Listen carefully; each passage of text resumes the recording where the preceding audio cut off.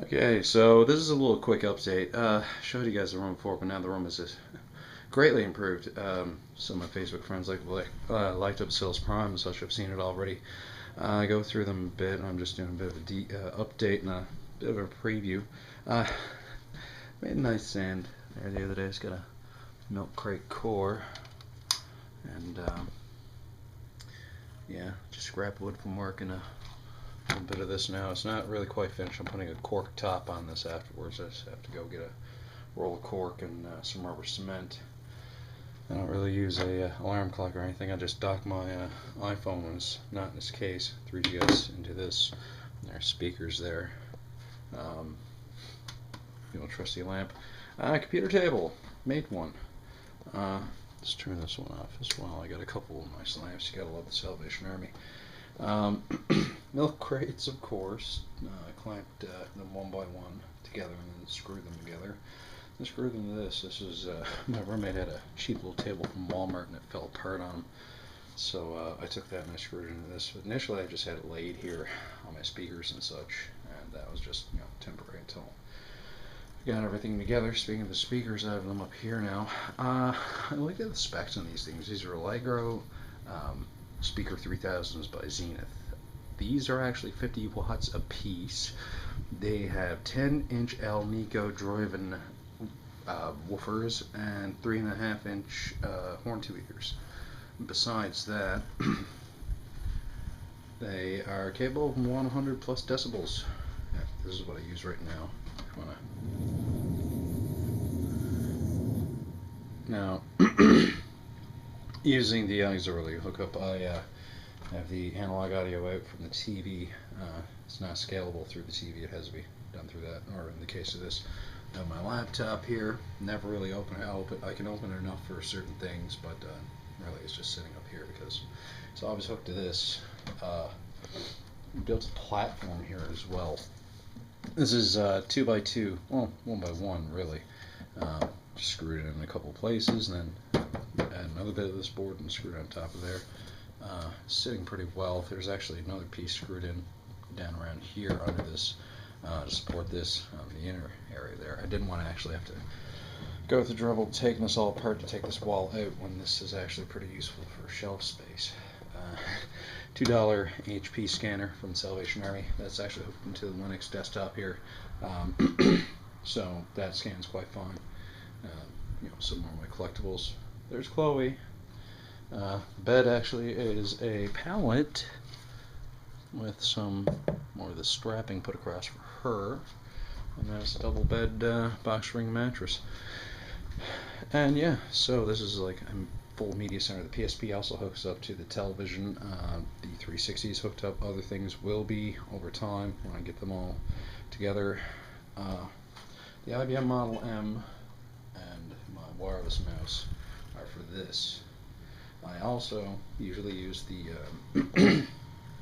the USB controller that I make in my tutorial video out of the Xbox controller with this, but I've actually been experimenting with this as a controller.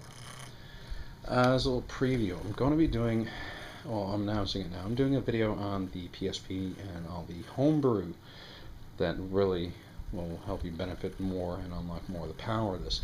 I'm using what's called Fusa Gamepad, and what Fusa Gamepad does is it pretty much it allows this to be detected as a USB controller. You can see the USB cables there, the extension hooked up. It's hooked into the hub. Now the PSP has its own power, so you can hook this into a hub if you want. I'm going to give the link for the Fusa Gamepad drivers. I'm using XPadder. XPadder, you can just kind of do a Google search for a free version. I got a full version. I use XPadder to remap the buttons, and I'm actually playing Fallout New Vegas on my television. Everything's been remapped. I literally just and then some got enough buttons to actually play the game. What I'm doing is I've got thumbstick as directional motion, and I remapped the triangle and square, etc., into the mouse. So I'll move out of this area before I die of radiation. This is VATS top is vets, bottom is jump, and actually it's not cumbersome at all when you're moving forward, just kind of rock your thumb. I forget what I mapped this to. I believe, oh, I can't remember what I mapped this to, but yeah, I don't use the D-pad on the or the fast buttons really on the PC or the 360 versions. This is crouch, first person, third person, wait, E button or X. This is my holstering. Doesn't detect the music settings button for some reason, but this, oddly enough, this thing has bad macro, but the display button for darkness, I've actually got it remapped because of its shape. It's the Pip-Boy. It makes perfect sense. The only thing that'll make this cooler is if the Pip-Boy is able to be viewed through this. Oh, and the triggers are aim and fire. And this is actually really good. It's really handy. Let me just pause the game there again. Yeah, it works great. I can actually sit down at the bed. I believe you can make that work through Wi-Fi as well. I think there's a program I have to install on the computer, which wouldn't be any big thing, but yeah, it works quite fine. So, and besides that now, I've got my workstation situated a lot better. Of course, it's the free PC. I haven't really done anything else to it. For some reason, the DVD drive isn't working. I think it's burned out. I do have a replacement lineup. The fan is starting to go though as well, so I have to replace that. I'm using my own 19-inch Sanyo that I've had for a long time as the secondary display. And the Maxell keyboard that I have, that's backlit, it pretty much recognizes every button on there, which is good. Broke this off. I'm actually in the process of fixing that. And yeah, I got my microphone there set up. Kind of fell back.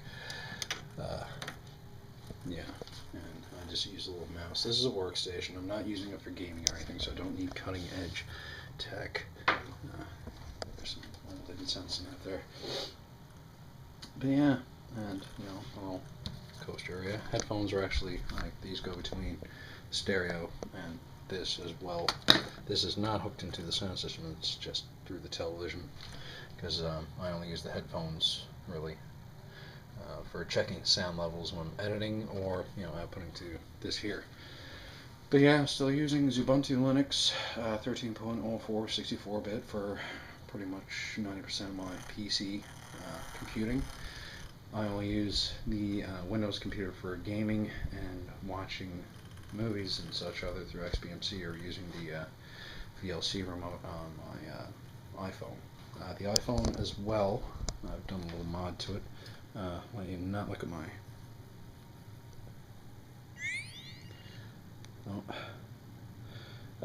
besides Barrel, of course, I've actually put iPhone VM on this, and what that is iPhone virtual memory. You can't really see because the macro settings on this camera are non-existent, but gives me my amount of RAM, my date, and my time, my own name, more comprehensive Wi-Fi scale, battery percentage, but yeah, and I've optimized this as much as I can because it's a 3GS, so it's not iOS 7 compliant.